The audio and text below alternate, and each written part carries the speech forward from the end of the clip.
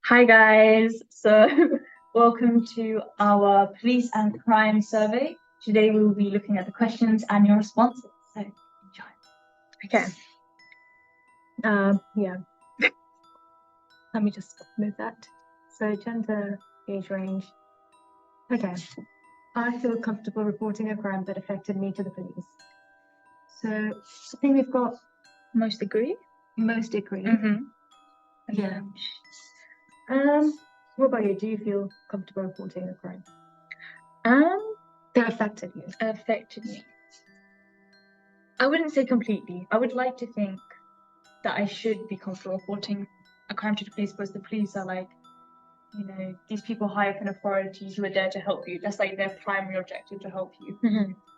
But because, we've done research in so many crimes where people have told the police, but the police just don't do anything. Okay. It makes me think that if I did report a crime to the police, would they do anything? Or am I just going to have to go through that pain of knowing I've done what I can, but I still can't get it solved?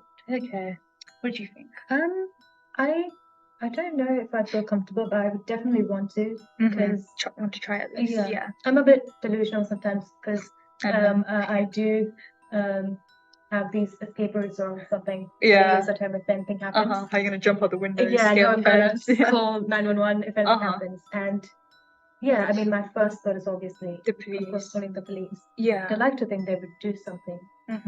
And I would agree with this. Agree. Yeah. Yeah. Definitely agree more than disagree. Like when you're in a situation where it's life or death, you're gonna call the police. I'm gonna call my mom. Yeah. I think you definitely call the police first. So yeah. Next question. I feel confident reporting a crime that I witnessed to police. So we've got majority agree. We've got half disagree. What is your take on this? I mean, thankfully, I have not witnessed a crime so far. Yeah. And I don't know. I feel like I'll just be shocked if something happened. I'll just stay frozen and let someone else take charge. But I like to think that I would report a crime. You think you'd feel confident about it, though? That's the thing. I mean, liking wanting to do something and being confident enough to do that. It's very different. Yeah. So I don't know. Like police are usually meant to be like the good guys and stuff, but I don't know. Even with family, we joke around. Oh, the police are coming. You need to say. Yeah. If you were naughty when you were younger, my parents were like, "Oh, we've got the police on the line." Yeah. Yeah, and you get scared. Exactly. So I don't know. I don't know if I feel confident, but I would want to. Yeah. I think if I witnessed a crime, I'd definitely tell the police. But it's sort of that aspect, like once they don't believe me, because you can get like punished for lying. Yeah. Can't you? Yeah, exactly. So what if someone else brings contradictory evidence that contradicts what I'm saying? So it looks out that I'm lying. Yeah, then it just blows up into a big whole thing. Exactly. Yeah. But definitely, I would report it if I witnessed a crime. Then if they don't even take charge, you just have the girls with you saying, "Oh, exactly. I could have done something." So at least you tried. Yeah. You don't have to carry that on. Okay. Next question. I feel that the police has a fair justice system. Okay. Disagree. Got disagree. Okay. So it's sort of all this. Neither. I feel like a lot more disagree than agree. You mean a lot more? Wait, actually. A lot. It's sort of the same, aren't they? Yeah, they're sort of the same. Sort of like I feel like the police has a fairer justice system in the UK than if you look at countries like US. I think it's definitely more corrupt in the US. Just because I feel like our police system is a lot more developed. But I wouldn't say it's completely fair because I think it was either me or you. One of us did a crime where didn't one of the kids' parents have like a job in the police force? Yes. And because of that, he didn't get punished. Yes. So that's already evidence. Yeah, exactly. I mean, like the basis of the entire justice system is obviously to be fair and just to everyone. I think it just depends on the people recruited into the system. That if you recruit like good people, then obviously the justice system will be good. But if you recruit like people who are biased and discriminatory, I guess that's why they have like a police training, and I think they have to check you don't have like a criminal background as well. If you want to get into the police, you sort of make sure it's as fair and as just as it can be. Yeah. I mean, but at the same time, there might be people who have these really strong views Mhm. and beliefs, and they don't act on it. So there might be nothing on their report, but like in their head, That they're is like, oh, I'm true. completely against this, and not like give their 100% if something does happen. Yeah, and I think you can see that like over and over again, especially with like rape cases. Often the victim's not taken seriously, or it's reported, but sometimes nothing's done about it as well. Yeah. Which is why in the future a lot of rape victims, they don't report it because they're scared that the police won't believe them, or you know, they've had past incidents where the police haven't done anything. Yeah. And you sort of put yourself in danger when you are reporting a criminal. You know what I mean? Yeah, yeah. Because once that criminal finds out somehow, then who they're gonna come for? They're gonna come for you, aren't they? Yeah. And at the same time, wasn't there like a recent case in the UK Mm-hmm. where like a woman was like raped and then killed by a police officer? Yeah, there was. So yeah, I don't either, but that definitely makes people question the justice system again. Like he did not have, I'm assuming he did not have a criminal record or something like that, but still he did something like this. Yeah. So it's again, and the police are people that are meant to bring justice as their primary role, and to think that, you know, they kind of went against everything they stand for. Yeah. It makes you trust the police force less. Even though it was one person, you know, people look up to the police. Yeah. Because it's again the question of, do you feel confident with, like, reporting it? Because you don't know if they're meant to be good people, but they're still humans. You don't know what they're thinking inside. Exactly. They sort of like no one's perfect. Yeah. But yeah. Next question. I don't believe the police is influenced by social economic class of the victims. Most people say disagree. So they do believe. This is our double negative question. Yeah. I don't believe that the police. If I agreed with it, I would believe that then. Wait. I would believe that it is influence because I don't believe the police is influenced. No, if I agree, I believe it's not influence. I don't. Wait. So if you agree with the statement, I don't believe it's influence. Yeah, but if you disagree, I believe it's influence. So okay, So a lot of people believe that the police is influenced by the socioeconomic class of victims. Yes.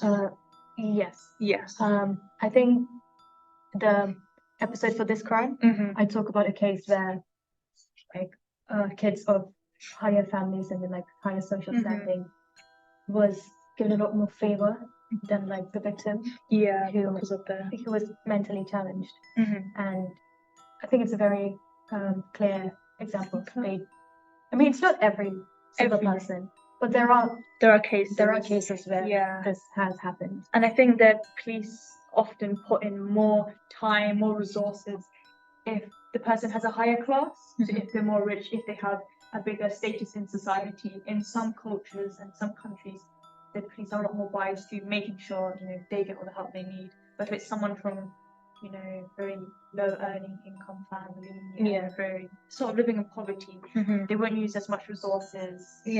Also, I think age can also have an aspect, but I don't know if we cover that later on. Age. No. Like Age they definitely has. Put more urgency on finding someone if they're like younger. I think we should talk about it later on. We do, yeah. I mean, even the bribe and corruption, like, I don't know how the salaries work and stuff, but I guess they do have families that they need to provide for. Then people might take extreme measures to provide. Like they might do something bad to gain something good, like provide for the family and stuff. So at the same time, I guess, but sort of makes sense if they do get like bribing from higher ups. They get the resources they need to live their life. So that means at the same time they're not looking at the victim's life that might be affected by their actions. Yeah, because they look after themselves first, in a sense.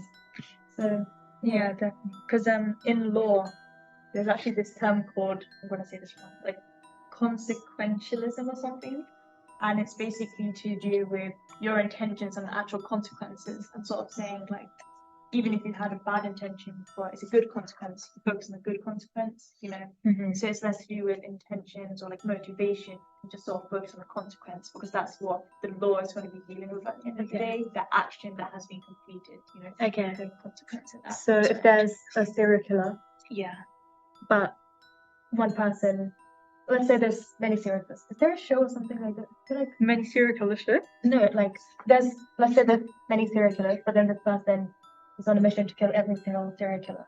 Okay. But they're still committing murder Uh-huh. and serial murder because they Serial kill murder, more than one person. But it's for the greater good innocence. So, but then they look at the consequence, and what's the consequence? They kill people. What is that? Manslaughter.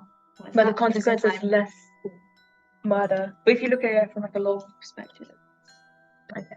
sure. Every opinion is valid, Richard. Okay. Next question. I don't believe the police is influenced by the socioeconomic class of the criminals. So most people disagree. So they do believe the police is influenced. Do you believe? Do you believe? Do I believe? Do I believe? Of the criminals? Do you believe it's influenced by socioeconomic class? I don't know. Does discrimination play into this? I think it's sort of like, say the criminal is the CEO of a bank, sort of thing. Would they be able to get out of prison easier than if they didn't have that high position? Oh, right. Okay. Yeah. I mean, yeah, there are people like who do wrong things and hide their actions by like again bribing or Yeah, corruption. exactly. So yeah, they would be. Especially if contacts in the prosecution are police force. Yeah. Then if those people are willing to be bribed, you can easily get yourself what maybe just a large fine, but you won't be serving like prison time. Yeah. Again, it's not like corruption every there. single person. It just depends on Yeah, it's always like the minority, you know. I feel like most of the cases we talk about, it's like the minority. the. Yeah. Yeah. I believe the police will make an arrest if they have substantial evidence against the suspect. Okay. Agree. I mean, that's what evidence is for, to make an arrest. Yeah. So surely you'd think that they would make an arrest. Yeah. Yeah. I mean, in one of the crimes I'm talking at for the discrimination episode, there were plenty of evidence to sort of explain that it was homicide. Yeah. But the police basically did not take that into account and was just coming up with different theories. Different excuses. Yeah. Yeah. Even though they had like plenty of evidence. Maybe not show who the actual murderer is. But they Or, had like, clear evidence. Allegedly is, but they refused to look at the very obvious evidence. So it showed that they can be influences. Yeah, and it wasn't as just as it could be. Because I think one of the crimes I talk about is they have all the evidence they need. They know where the guy lives. They know where he's doing the crime. They just don't do anything for 4 months. And they wouldn't have done anything at all because he got caught when he went back to his home country. So, you know, they had the evidence. They had proof that he was, you know, abusing children. He just didn't do anything. Yeah. And so that's sort of a scary thought. Like, you give the police all the evidence they need and it just sits out. Okay. Yeah, you feel helpless at this point. Like, there's nothing more you can do. Because who else is going to do it, you know? Yeah. Like, I mean, you could hire a detective, but a lot of people don't have the money for that, especially if they've already been victimized. Yeah. So they just, that's how. So, yeah. I mean, it's again all like influences and definitely sway people. Definitely. Change their morals. Next question. If I was a victim to a criminal offense, sorry about that. I know I have someone I can talk to about it. You can talk to me. I won't judge you. Good to know. I'd say there's an even spread between agree and disagree. Yeah, I would agree. I would agree with what you said. I mean, I agree with the statement. I think, yeah, again, it's with, we talked about this in the nature versus nurture one. We're having, like, obviously your parents are your primary guardians. And it's very good to have them. Like, so if you don't have them, it's like, who would you go talk to about if you, because I feel like if you find it hard to talk to your parent or guardian, it makes it harder to talk to maybe a police or another adult, because, you know, they are your primary caregiver, they're that primary figure of authority, maybe. Yeah. Exactly. So if you don't have that, it's like, it makes it a lot harder, I would say. Also, I think it can depend on the criminal offense. Like, some criminal offenses, you may find it harder to reach out to someone, or it may take you more time. Like, for example, if someone robbed me, I'd probably tell my parents on the first day. But if something more serious happened, because sometimes victims feel a lot of shame and humiliation. Obviously, they shouldn't. There's Yeah. no reason. But sometimes it does come, so I think sometimes it can be a bit harder to reach out. Because sometimes the abuser can like mentally manipulate you into thinking, oh, it's your Exactly. fault. So people can like, Or like, you wanted this, you know, you made me do this. yeah, sort of So- sense. So I mean, it's always good to have someone you can talk to, but it's not very easy because again, Definitely. it depends on the context and circumstances. Yeah. The age of the victim changes the urgency of the response from police force. So 50% agree. A lot more agree and disagree, I'd say. Would you agree? Yeah. Yeah. So isn't there like a thing called the AMBER Alert in It's America? up for children. Yeah. Yeah, I think I may have heard of that. Yeah. I mean, I don't think there's one for adults. I think the issue with adults is if adult goes missing, they're an adult. Yeah, You know, like, they could be anywhere, they're just doing what they're doing. But if a child goes missing, they're sort of like, they don't, I mean, they're a child. they're a child. You think like, oh, they can't make their own decisions, so something must have happened. Yeah. But with an adult, or like, they'll be like, oh, they can make their own decisions. They would have just gone somewhere. Or... And I feel like when it gets to the age of 15, 16, if a person goes missing, sometimes the first thing they think is runaway. Yeah. Because a lot of cases where the person's gone missing and they just put it down as runaway, but they haven't actually run away. They've either been kidnapped, or they've been murdered, or something more sinister has happened. But because the police don't want to get too much into it, or they sort of just, they want to believe that they run away to make it easy for themselves, they just say they run away and that person is either being abused or they've been killed, but the parents never find out for such a long time because they've been told their kids run away. Yeah. But sometimes the parents know better than the police. Like they don't know if their child is more likely to run away. Yeah, exactly. But yeah, I think definitely when it comes to children, they are usually more urgent. Yeah, and like they definitely send out a lot more police officers because a child is more vulnerable. Yeah. Yeah. Next one. I believe that no matter which country I'm in, the police will always ensure my safety. 50% disagree. A lot more disagree. I mean, I guess first like language barriers. Language barriers. Just go there and like say some things. I think, I don't know. I feel like everyone would like to believe that they're safe wherever you go over the world, but I think the harsh reality is some countries, the police are going to work harder to ensure safety. Some countries, they're going to work less harder. Yeah, because it's really complicated as well. Because like the justice system and the legal system is very different in so many different countries. Yeah. So I guess it's also harder for them to do like paperwork and stuff. So and like just not having the resources as well, because obviously you've got wealthier countries, they're gonna have more resources.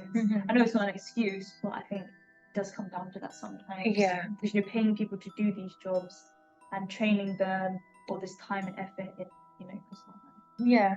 I mean, obviously we try not to do anything illegal. Yeah. But I feel like you're a lot more careful if you go abroad and like make sure we don't end up in a police station or something. Yeah, exactly.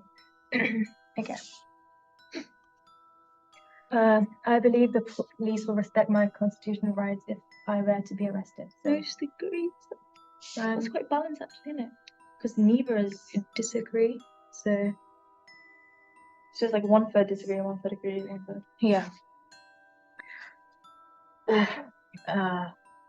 Is this where people go to prison and get beaten up or something? Or like, some countries, if they're trying to get confession out of someone, they beat them up, even if they're innocent. Yeah. I think police brutality, it's more common in some countries than others. It's definitely more common. I mean, even if they're like the worst human being ever, and I guess shouldn't be used again, because even if they're the worst human being ever, and like they're allowed to beat up and stuff, what if an innocent person gets like wrongly accused? They have to be subjected to the same treatment. So you've got to have like these principles in place for the few innocent ones that get caught. Yeah, I mean, again, police brutality should not be. Exactly, it should not be a thing. It should not. Unfortunately, it is. Yeah. I mean, yeah, I like to think that the police will respect. Yeah. Like, because you can't go for like an attorney or something, right? Yeah, and like if you speak, anything that you say can be used against you in court as well. So if someone wants to remain silent, the police should grant them that, because it's going to impact what happens if they're in prison, community service, or they get let out. Yeah. I know there are like some cases where the police say that, oh, they're not recording anything, or this is like completely anonymous or something, but they still like record it without the person knowing and then use it against them. So with that, I mean, even if the person is extremely guilty and they have like not the proper evidence to use against them, it's still done against their I think if they record it though and the person is speaking, then because you know when they're in that room with the police officers and they're speaking, I think that rooms get recorded, doesn't it? So I mean anything they say can be used in court. Yeah. So I think they have to understand that probably not is going to be recorded. Even like police wiring thingy. Oh yeah. If people wearing wires and like pretending to have a conversation, they get information from the person. True. Sorry, I forgot what. Yeah. Anyways, yeah. I was basically asking, would that also be okay because they're doing it unknowingly? I think for some criminals it gets to a point where you have to act like that. If they're not going to speak, you have to sort of manipulate them and find out. Yeah. Because at the end of the day, you want to maintain justice, and if this person is innocent, and even if you manipulate them, nothing comes out, then you know for sure this person's innocent. Yeah, but the thing is, like, innocent people can also be manipulated into believing, oh, they must have done. That is true. That's why the brutality is really bad. Yeah, the human mind is such a fragile thing. Like, it can be so easily swayed. Can be. So, and like you've got all this like peer pressure as well. And like sometimes they'll lie saying if there was like an accomplice, like, oh, your accomplice has ratted you out, even though your accomplice hasn't. Then what are you going to do? You're just going to rat them out. Yeah. And then so the police know a lot of tactics. Like there's such thing as a cognitive interview in psychology, where it's like you've got to report everything, reverse the order. They have all these tactics to get a truth out of what a witness has seen at a crime scene. So they know the tactics. They know how to get the information out. Yeah, I think that concludes us today. Yes. I hope you guys enjoyed the session, and we'll see you guys in the next one. Yes. Stay tuned. Bye.